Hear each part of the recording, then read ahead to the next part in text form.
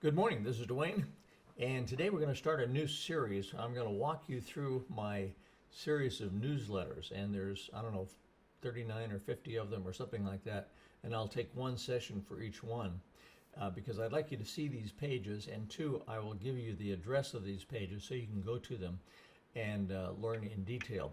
This particular one is about major chord. No, it's about the three chords you absolutely positively have to know. They do happen to be major chords, but they're the three most important chords in any key. And when you get to that page, you can just click on that.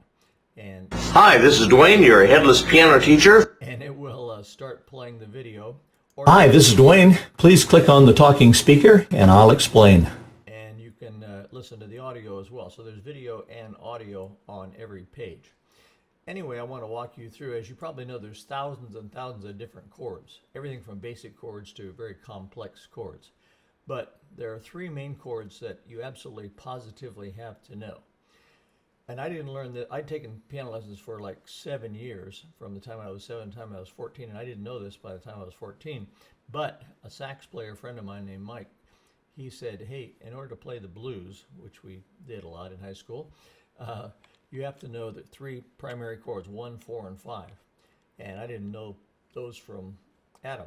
They're Roman numerals, of course. The 1 chord, the 4 chord, IV means 4, and V, of course, means 5 in Roman numerals.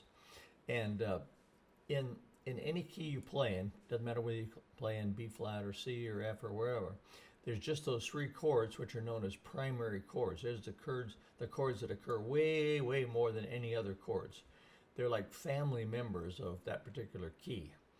And they're groups of chords, groups of notes built on the first note of the scale, on the fourth note of the scale, and on the fifth note of the scale. That's what we call them 1, 4, and 5 chords, okay? So here's a picture of the C scale. 1, 2, 3, 4, 5, 6, 7, 8, right? Simple. But the 1 chord starts there on C because it's the first note of the scale. The 4 chord starts on F, the fourth note of the scale, and the 5 chord starts on the fifth note of the scale, okay? So let's take a look at the 1 chord. If I build a 1 chord on C, it looks like that. C, E, and G, every other key up from C, every other scale note, I should say.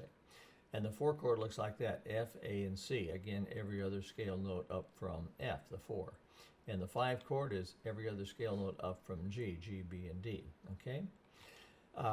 And it says, please notice, if you haven't already noticed already, those 3 chords contain all the notes of the scale. So what, you may say? Well, it's very important because any tune, any melody in the key of C can be harmonized just by playing one of those 3 chords, okay? In other words, any note that you play in that scale can be harmonized with just either the 1 chord or the 4 chord or the 5 chord, because the 1 chord contains C, E, and G. The 4 chord contains F, A, and C, and the 5 chord contains G, B, and D, right? Okay, so you can harmonize. In other words, if you're playing chords in the left hand and a melody in the right hand, you can harmonize that just by matching those up, okay? I want you to read this. It says, in your house, say you have 3 people in your family, your spouse, your child, and you, right? On the same block, a few houses down live your cousins and her family, all right? At any given moment, though, what are the most likely people to be in your house? The president? Well, I guess it's possible. Yes, sir, no more. It's possible, but it's not very likely, is it? The most likely people to be in your house are 1, 4, and 5, the family members, okay? The next most likely are the cousins, and we'll talk about that later. Anyway, here's the primary chords, if I can find it again, for all 12 of the major keys. Now, when you go to this page, be sure and learn this carefully. The primary chords in the key of C are C, G, and C, G, and F. In the key of G, though, the primary chords are 1, 4, and 5, G, C, and D. If you're in the key of D, the 3 most used chords you'll want to use are D, G, and A, and so on through the 12 major chords, okay? Now, do you have to know all those chords and all keys? No, certainly not. You can choose to play just one key or just a few keys. And when you start out, I would advocate just learning one key, but learn it pretty well. But learn those 3 chords and try to harmonize a melody using just those 3 chords, okay? So that's it for today. If you haven't, when you go to that page, by the way, at the bottom of the page, you'll see a sign-up sheet, so you can sign up for these series of lessons. And you ought to keep them on hand, because they're great reference material for you. All right, so do sign that up.